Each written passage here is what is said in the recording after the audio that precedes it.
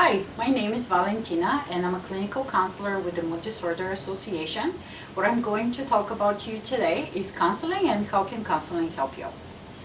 Why people choose to go to therapy or when you should seek a counselor. So people choose to see a counselor for a variety of reasons, and I have listed the majority of them here on this slide for you. What I'm going to just briefly say that you can seek a counselor for a variety of reasons. It could be because you're struggling with your relationship, because you're struggling with a disorder such as anxiety, depression, or because you have lost someone, or even because you feel like at this point you have lost meaning in your life and you want someone to help you out. There are a lot more reasons too, and you can really seek counseling for anything that you feel unsure about and you want to discover about yourself. So a lot of people ask, how is therapy different versus medication? So usually when you go to counseling, and what therapy is, like you're sitting down with a counselor and you're going over whatever your difficulties are in your particular time. So what counseling is, this specific time set aside where you and the counselor are discussing the things that are bothering you, and you're together finding ways of how to actually deal with those situations that you're struggling with. Then how is this different than medication? Well, in a way, medications also are helping people manage the symptoms of whatever they're dealing with. But what medications really do is they manage symptoms in terms of biological factors, and they can influence your body physiologically. But what the medications are not going to do is to allow you to understand, first of all, where is this challenge that you're experiencing coming from, or also what is it that you can do in terms of skills to help this situation of coming again in your life and affecting in your life somewhere in the future. So what are the different types of therapy? Therapy can take a form in a variety of ways, and the three most common ways in which therapy can perform is individual therapy, where you're meeting one-on-one with your therapist, or couple and family, where you're meeting with the therapist either with your spouse or partner, or the family as well. And then the last format of therapy is a group therapy, where you're part of a group and with people who have similar mental health challenges like yourself, and you're meeting once a week over a certain amount of time with the therapist, and you're discussing issues together and working through your issues together as a group. Now, in terms of different approaches to therapy, usually when it comes to therapy, people think that there is one kind of set of approach that will deal with specific things, but this is not the case. There are a variety of different theoretical perspectives to therapy, which can be quite different one from the other. To give you an example, one very frequently used approach is cognitive behavioral therapy, and this is what traditionally called a talking therapy. And cognitive behavioral therapy is really focused on teaching clients different skills of how to manage their mental health challenges at the moment. Conversely though, there are approaches like EMDR, and EMDR means eye movement desensitization and reprocessing therapy, which is an integrative psychotherapy approach that has been extensively researched and proven effective for the treatment of a variety of different traumas. So EMDR is a set of standardized protocols which incorporate elements from many different treatment approaches. What's very different about EMDR compared to other therapies is that involves techniques which are not necessarily connected with talking. So when you meet your therapist, there will be sessions when you will be talking, but then there will be sessions when you will be doing other kind of exercises which are helping for your body and your mind to work through trauma and emotions in a very different way. When you go into your first session, one of the most important things that we discuss with you is the contract of our relationship, and also what are the boundaries, and more specifically the boundaries to confidentiality. So when you come to session, we will discuss confidentiality and like what are the boundaries of it, because such exist. And as I'm not going to go over all of them, I can just give you two examples. So for instance, if you're reviewing session that you want to harm yourself, this is one situation in which we legally have the right to break confidentiality and help you keep safe, but by actually contacting someone else and helping you get to the help that you actually need. Another thing that we're going to discuss with you when you come to therapy is also the fees, so how much would it cost for you to come and receive our services. Another element that we discuss in your first session is the duration of therapy, where this is something that's usually quite flexible, and it really depends on the issues that you're facing. We will have a discussion with this with you, and we can decide how much of a pasting you're able to do at this point, and we can talk approximately about certain guidelines in terms of, is it going to be approximately 12 or 16 sessions, or is it going to be a lot more than that? It really will depend on what you're dealing with.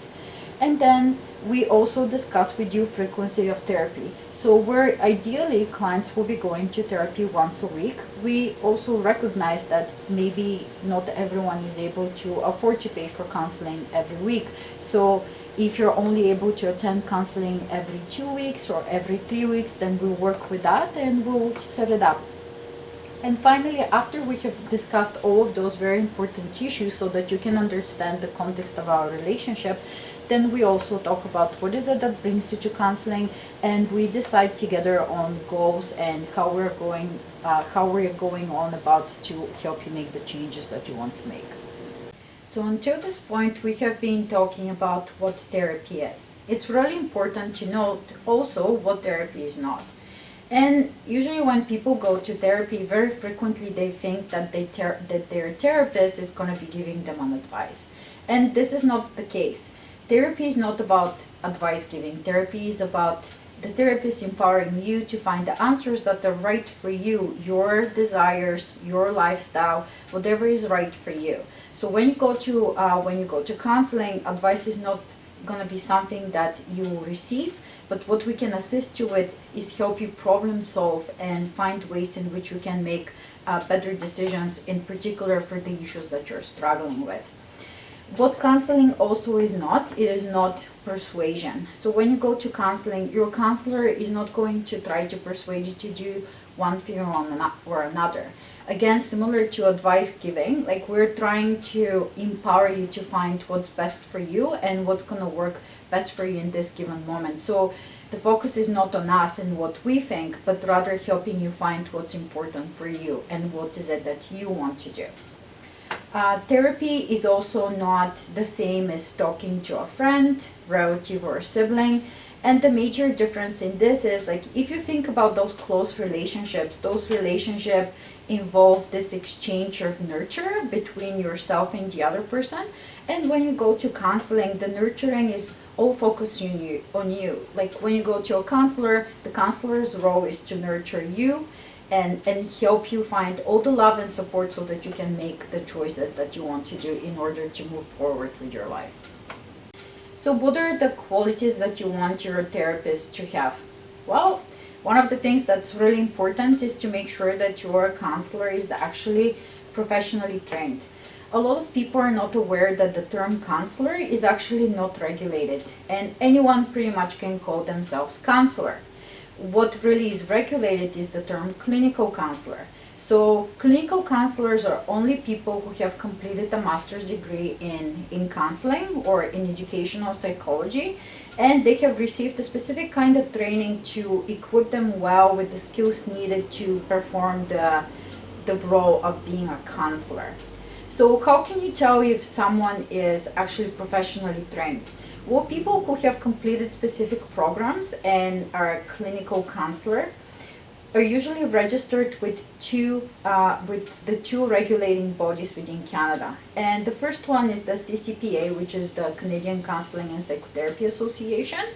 And the other one is the BCACC, which is the British Columbia Counselling and Psychotherapy Association. So if your counselor has a registration with one of those two bodies, it means that they have completed a master's and have received adequate training to be counselors. Some other important qualities that you want your counselor to have are non-judgmental attitude, being open to the things that you're presenting to them, that you find them trustworthy, and that you find that you feel safe and have a good relationship with them. Naturally, this is not something that will come right away, and also what's very common is like People will go to a few counselors sometimes before they can find the right fit, and that's okay too. Counselors are just like other people, and sometimes we click with some, we don't click with others, and that's completely okay. But what you want at the end is really the safety to feel with this person, so that you can share those intimate and painful things that are keeping you stuck where you are at the moment. So what are some things that you can ask when you find a therapist before you even meet with them?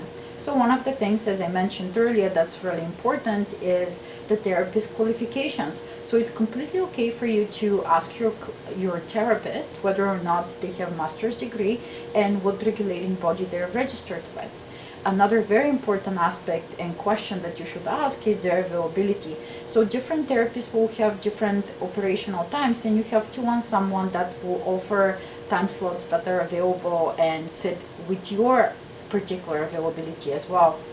Another thing that you have to ask your counselor is the methods of work. As I mentioned earlier, we work from a variety of different theoretical orientations. So if there is one that you specifically want to work with, then you can ask your counselor if he or she has been trained in this particular therapy and if this is something that they can offer to you. Another very important element will be for you to determine what their fees are, and is that something that you can afford to pay. And you can ask other questions as well in terms of locations, flexibility of them traveling around, and pretty much everything else that you feel will be important for you in terms to make a decision of whether or not you want to work with this particular therapist.